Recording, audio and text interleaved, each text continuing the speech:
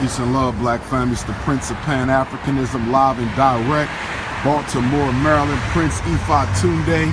I finally found the grave of one of the greatest black men to have ever lived, also from Maryland's Eastern Shore, with ancestor Frederick Douglass and grandfather Stephen and grandfather George and grandmom Annie and grandmom Caroline. This is the great Bishop Alexander Wayman. He was the 7th bishop of the African Methodist Episcopal Church. I repeat, 7th bishop of the African Methodist Episcopal Church. He's buried here in Baltimore. I've been looking for the gravesite for years. I finally found it. As it reads, the Reverend Bishop Henry McNeil Turner, born in Tuckahoe, Maryland, just like Frederick Douglass. He was born in Tuckahoe, September 14th, 1821. He was ordained bishop of the African Methodist Episcopal Church May 28, 1861. He served in the ministry of the African Methodist Episcopal Church for 56 years. He died in Baltimore, Maryland, November the 30th of 1895 at the age of 71. He was also a station master for the Underground Railroad. In fact, he was the one who was originally recording the narratives of escaped slaves, as we learned during last year's college tour. It was Bishop Alexander Wayman, my ancestor, who was originally recording the narratives of escaped slaves in the Philadelphia Underground Railroad office until William Still came, until he met the great William Still, began collecting the escaped slave narratives, picking up where Bishop Alexander Wayman left off. It was this pastor of the AME Church who helped to spread the mission of the AME. He built churches all the way to Texas, all the way to Florida, all the way to California. He was one of the bishops who continued to be a bishop, to preach to Africans during slavery and after slavery. He helped lead the fight to get education for all of the newly freed slaves. A great and powerful black man, and I want to pay respect. Here's a Harriet Wayman Turner.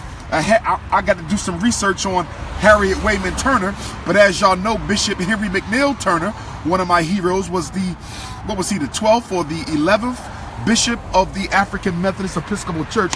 I got to double check the number, but Bishop Henry McNeil Turner, the first black man that said God was black, was friends with Bishop Alexander Wayman. So when I see this Harriet Wayman Turner, I'm led to believe that maybe one of the children of Bishop Henry McNeil Turner may have married one of the children of my ancestor Bishop Alexander Wayman, which would make me a relative to Bishop Henry McNeil Turner, the first black man to say God was black. Remember, it was the Honorable Elijah Muhammad who attended Bishop Henry McNeil Turner's elementary school in Georgia. That's where Mr. Muhammad got the idea of God being black. And it was also the Honorable Marcus Messiah Garvey, greatest black leader of the 20th century, who also borrowed the idea that God was a black man from Bishop Henry McNeil Turner. And since we're paying respects to the bishops of the African Methodist Episcopal Church, we have to pay respect to Bishop Daniel Payne. This is the gravesite of Bishop Daniel Payne. Some of y'all should know Bishop Daniel Payne. He was the 6th bishop of the African Methodist Episcopal Church. He was the 6th bishop of the African Methodist Episcopal Church, and this is the first black man. I said this was the first black man. I said this was the first black man to be president of a college in the United States. I'm gonna repeat it. The first black man to be president of a college in the United States. The 6th bishop of the African Methodist Episcopal Church, Bishop Daniel Payne. Wilberforce University. Shout out to all HBCUs. Shout out to Wilberforce University. But this is the gravesite of the very first president of Wilberforce University and the first black man to serve as a president of a college in America. He also helped to fight against slavery. He helped to build up Blackstone Reconstruction. And along with my ancestor, Bishop Wayman, it was Bishop Payne who helped spread the black liberation theology of the African Methodist Episcopal Church. Remember, the AME Church, the African Methodist Episcopal Church, is one of the only denominations, if not the only denomination, okay, original denominations that actually taught a black Christian theology.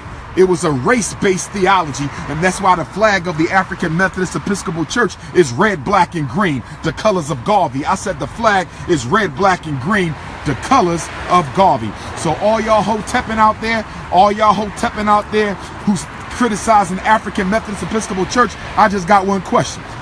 Because I'm not Christian, but I respect all great African ancestors. For all y'all hotepping Muslims and Hebrews and Moors and hating on AME. I want to know, what has your movement did more than the AME? The African Methodist Episcopal Church did more for black folks than all of you new black religious movements put together. I'm going to say it again. The African Methodist Episcopal Church has done more for black folks than all of your organizations put together. And that's no disrespect, but we got to make sure we keep our criticism within context. That is no disrespect, but we got to make sure we keep our criticism in context. So I'm just happy right now that I finally found the grave of Bishop Wayman. I just came from visiting my ancestors' graveyard, the great Stephen Henry Bailey and the great Caroline Wilson Bailey. I just came from their graveyard and I drove straight up here to visit the grave of Bishop Wayman. Glad I found it. I Googled it again. I've been looking for it for years.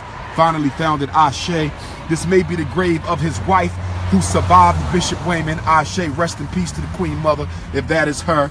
Okay, so we here, Baltimore, Maryland. So many great black folks are buried here in Baltimore. There should have been a stop on last year's college tour, but it will be a stop on this year's college tour. Should have been a stop on last year's college tour, but it will be a stop on this year's college tour. So this is the Prince of Pan-Africanism signing out. Just wanted to let y'all know we got two of the greatest black men. Two of the greatest black men right here.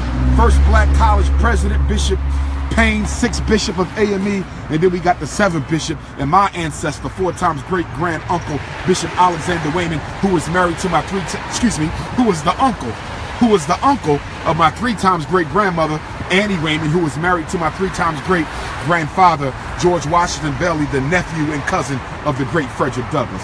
Ashe, Ashe, Ashe, we ride now.